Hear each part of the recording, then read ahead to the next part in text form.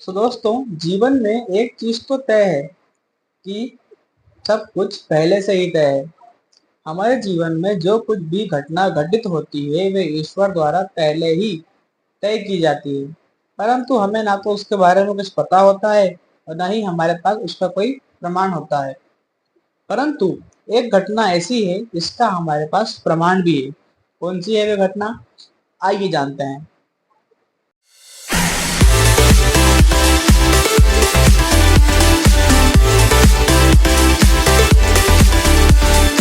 तो दोस्तों, वह घटना है रामायण की। रामायण के सबसे अंतिम अध्याय उत्तरकांड की वह घटना है सीता त्याग। इस घटना के अंतर्गत श्री राम माता सीता का त्याग करते हैं। अब वो क्या है वो लीला, वो क्या है उसका प्रमाण, आइए जानते हैं। तो ये लीला जो है, ये घटना जो है, यह श्री रामायण की है। तो हम प्रयास करते हैं कि इसका प्रमाण हम रामायण से ही जाना चाहिए। अगर आपके पास भी यह रामायण है तो आप इसका पेज नंबर 542 यानी कि 542 पेज नंबर को पढ़ सकते हैं और उसको देख सकते हैं। इसके अंतर्गत जब राजकुमार लक्ष्मण माता सीता को छोड़ रहे थे वन के लिए, तब वे बड़े दुखी होते हैं और वो कहते हैं सुमंत्र से, अपनी प्रिय पत्नी को छोड़कर राम को अब कितना दुख होगा। राक्षसों का अत्यंत रोष से विनाश करने वाले अब स्वयं निष्ठुर प्रारब्ध के वश में होते हुए प्रतीत होते हैं। उनका यह दुख पिता की आज्ञा से वनवास में भोगे गए दुखों से अधिक दुखदायी है। सुमंत्र ने उत्तर दिया, हे राजकुमार, आप सीता एवं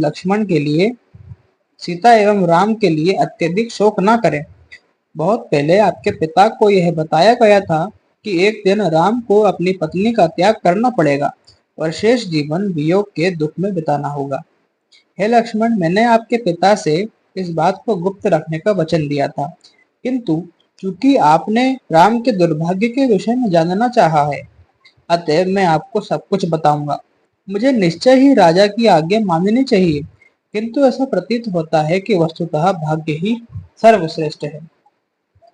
क्योंकि मैं बताने के लिए उत्सुक हूँ, किंतु भरत एवं शत्रुघ्न ने इन सब से यह सब न कहिएगा। लक्ष्मण ने उत्सुकता पूर्वक कहा, हे सुमंत्र, कृपया सब कुछ बताइए। सुमंत्र ने कहा, हे राजकुमार, एक बार दुर्वासा ऋषि चतुर्मास के तप को करने के लिए वर्षा ऋतु में 4 मास के लिए वशिष्ठ मुनि के आश्रम में रहने आए। एक दिन जब महाराज दशरथ वशिष्ठ मुनि से मिलने आए, तब उन्होंने पास में दुर्वासा ऋषि को बैठे हुए देखा। अतः उन्होंने आदर पूर्वक दोनों मुनियों को प्रणाम किया। दोनों ऋषियों ने भी महाराज दशरथ का स्वागत किया और उन्हें अपने साथ जाकर बैठने का आमंत्रित किया। चर्चा करते हुए राजा ने अपने पुत्रों सहित अपने दीर्घायु होने के विषय में पूछा। दुर्वासा मुनि ने उन्हें बताया, हे राजन, बहुत पहले जब देवताओं के साथ युद्ध करते हुए दैत्य संकट में पड़ गए, तब वे भृगु मुनि की पत्नी के शरण में आए। क्योंकि उन्होंने पहले से ही दैत्यों को सुरक्षा का आश्वासन दे रखा था।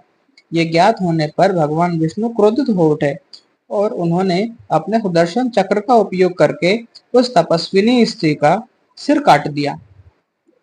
बदले में भृगु मुनि ने क्रोध में आकर भगवान विष्णु को शाप दिया, यह कि उन्हें मानव रूप में पृथ्वी पर जन्म लेना पड़ेगा और अपनी पत्नी के वियोग की व्यथा का दुख सहना पड़ेगा। किंतु इस प्रकार से अपना रोष व्यक्त करने के पश्चात भृगु मुनि दुखी हो गए। पश्चाताप करते हुए वे भगवान विष्णु की आराधना करने लगे। इस पर भगवान विष्णु भृगु मुनि से संतुष्ट हो गए और उन्होंने ऋषि के शाप के प्रभाव को स्वेच्छा पूर्वक स्वीकार कर लिया। हे राजन, इसी कारण से भगवान विष्णु आपके पुत्र के रूप में अवतरित हुए हैं। अयोध्या में रहते हुए वे सारी पृथ्वी पर 11,000 वर्षों तक शासन करेंगे और उनकी प्रिय पत्नी जानकी के गर्भ से उन्हें 2 पुत्र उत्पन्न होंगे। तब सुमंत्र ने कहा, प्रिय लक्ष्मण, सब दुर्वासा ऋषि ने आपके पिता को पहले से ही बता दिया था। अब ऐसा जानकर कि सब कुछ भगवान की इच्छा से हो रहा है, आप शोक ना करें। सुमंत्र के वचनों को सुनकर लक्ष्मण को शांति प्राप्त हुई। तो दोस्तों, यह है उस घटना का प्रमाण। जैसा कि हम जानते हैं कि हर चीज ईश्वर द्वारा पहले ही तय की गई होती है। अब इस बात का हमें प्रमाण भी मिल चुका है, अतः हमें किसी भी घटना पर दुखी नहीं होना चाहिए। तो इसी तरह के वीडियो को देखने के लिए चैनल को सब्सक्राइब करें, और ये वीडियो अच्छी लगी या इससे कुछ सीखने को मिला तो इस वीडियो को लाइक करें। मिलते हैं आपसे अगली वीडियो में अगले विषय के साथ। हरे कृष्णा।